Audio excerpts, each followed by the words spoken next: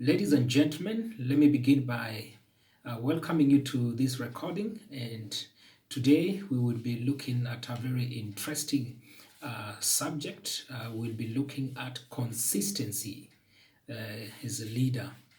And so, before we begin, I would want to welcome you to Global Leadership Perspective. And so, I want to encourage you, if you've not been able to subscribe to our channel, please go ahead and do that. And the motive of that is that many other people would be able to come across this channel and also benefit from it. And so, I want to begin by basically this statement: is consistency a factor that can affect the effectiveness and the efficiency of a leader? Because any leader, within your capacity, whether you are a leader in that small organization or big organization, as a leader in that institution, as a leader in that home, as a leader of a country or any given company, I'm sure at the end of the day, you would really want to be very effective and very efficient as a leader. And so, does consistency add some impetus to you as a leader? And this is what we want to interrogate with briefly and perhaps see how this can help us. I want to begin by reading a statement, and this is under the theory of consistency by one Mr. Fritz Heider. Mr. Fritz Heider came up with the consistency theory in the mid 1900s or 1960s 70s thereabout.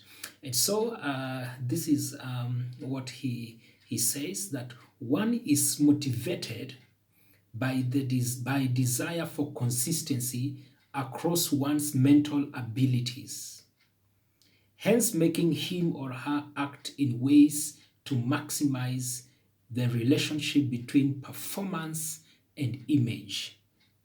And so I felt that I should read that statement from one of the consistency theory. And even as we go through this video, maybe you may be able to relate one or two things.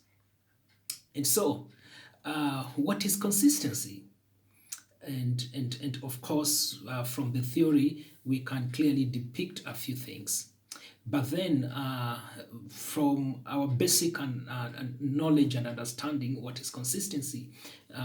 This is repeated action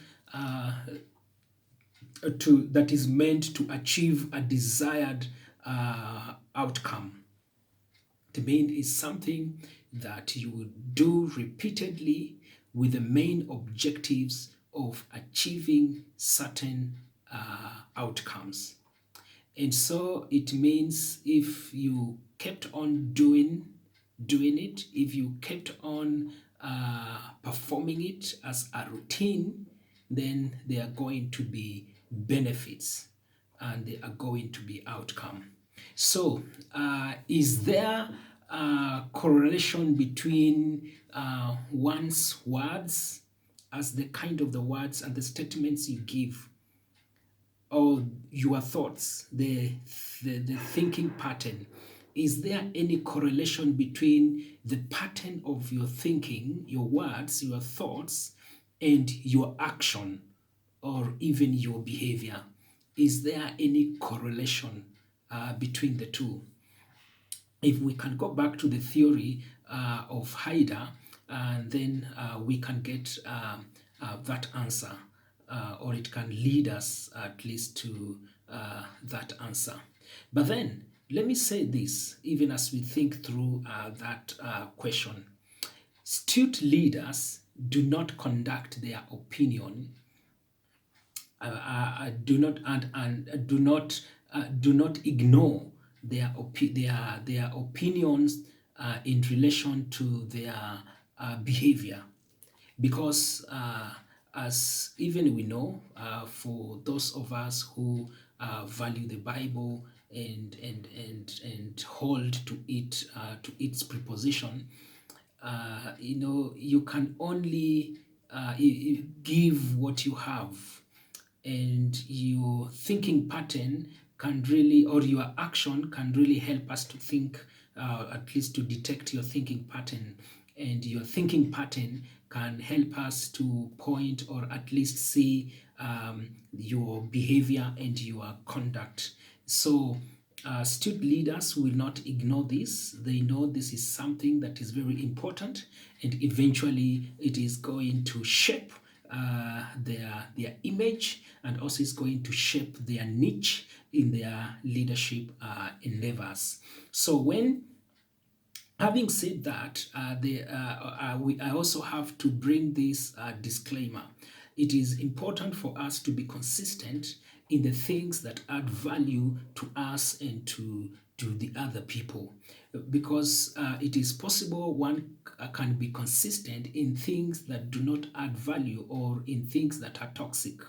And so when it's appropriate to change, then leaders really need to appropriately change. Meaning there are times that you may think you are, yes, because for the sake of consistency, then you keep on doing the wrong things. You see, that is not appropriate and it is not correct, because you have to be someone who is truthful and who is also doing what is right. So if you realize you are consistent with the wrong things, then when you come to know the right thing, and then somebody challenges you and tells you this is the right thing, then you need to make a swift change, and that is quite in order. So inconsistency is not a good premium on a leader's portfolio. And that's why we need to take this kind of concept seriously, because the opposite of it, which is inconsistency, it does not help you as a leader. It does not add value to your portfolio. Rather, it deducts from your portfolio, and eventually it leaves you negative. And so we need to ensure that as leaders, we are consistent, that our thoughts, our words can correlate even with our behavior and with our action. That can really help us going forward. And so consistency will give you that kind of credibility that you really want as a leader. People do not want to associate with people who today they say one thing, and after 2 hours they are saying something different. Today they say something else, and after 1 week they're completely saying a different thing. And so people will tend to underrate you, or give you a lower percentage, because there is a way consistency will give you that credibility as a leader. And which kind of a leader does not want to have that kind of credibility? I believe every leader would want to have that kind of credibility. So when we analyze, for example, I just want to try and make it a bit practical. For example, when we analyze, let's say, for instance, the Kenyan current government in the context of their manifesto, then we need to ask ourselves, are they consistent? And maybe you may ask me why the current government, because why not the opposition?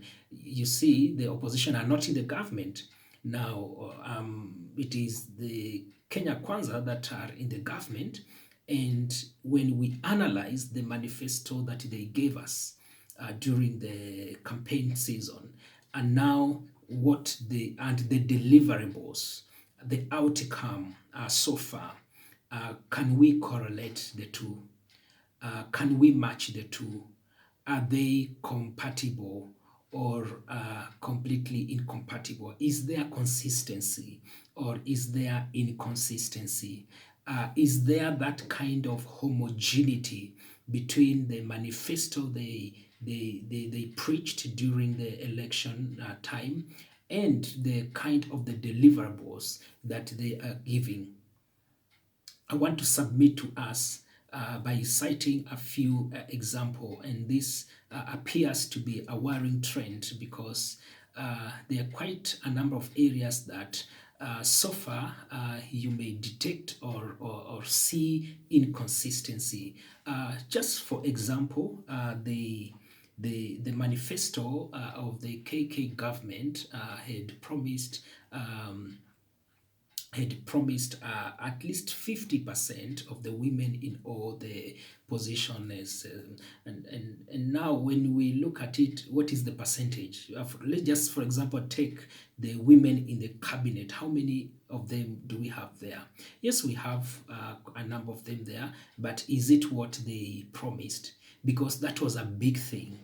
And when we look at it in the context of the manifesto, then there is inconsistency there, and so that is not really a good thing.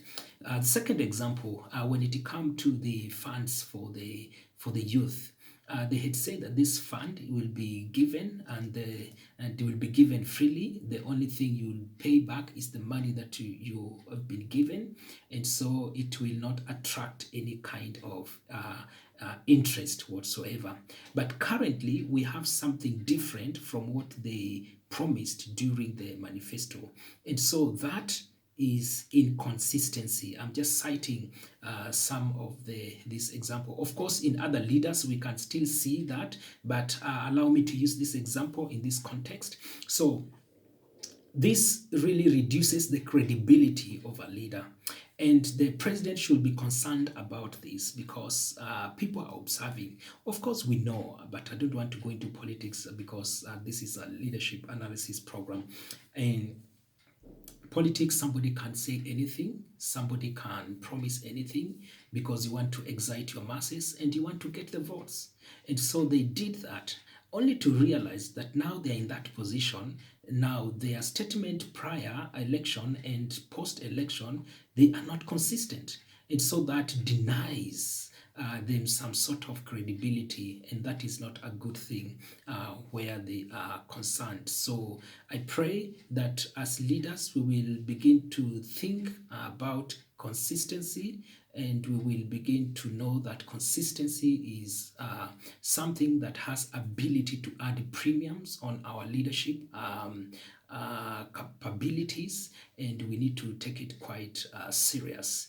You know what? There is a way, if you master consistency as a leader, there's a way it will add value and it will give you the art of leadership. And this will eventually help you because that will mean that your capacity has increased, and that will mean that you are more resourceful. So let's all of us be consistent as leaders. The things we do and we speak, let them also be consistent. Let them correlate with our actions and behavior, and let us exactly produce what we have asked people that or told people that we would produce. And this is going to go along in boosting our credibility and boosting our leadership as the people that God has given us an opportunity to provide leadership. So the King bless you, and please remain consistent.